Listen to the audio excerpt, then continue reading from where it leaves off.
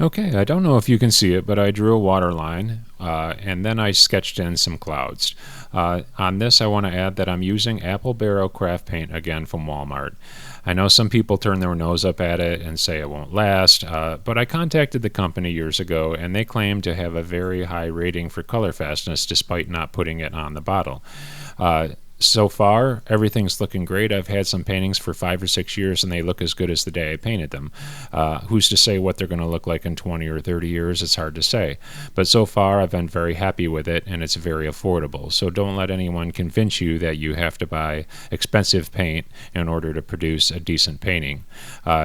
Especially for practice work and learning, I think this is a solid option. So that's the soapbox I got on for that. But roll some music and let this one play out. I'll cut in a little bit in a few minutes here because I opted to change a little bit the format in which I was doing this, and we'll get there in a few minutes. You'll see.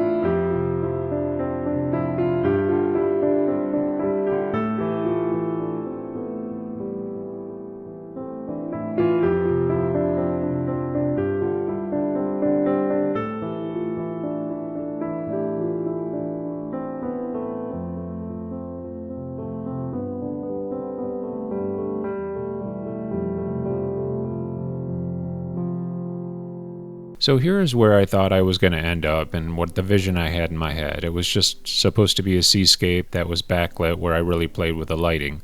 But I felt like it needed more of a subject matter, so I sketched in a tall ship and I decided to put that in there.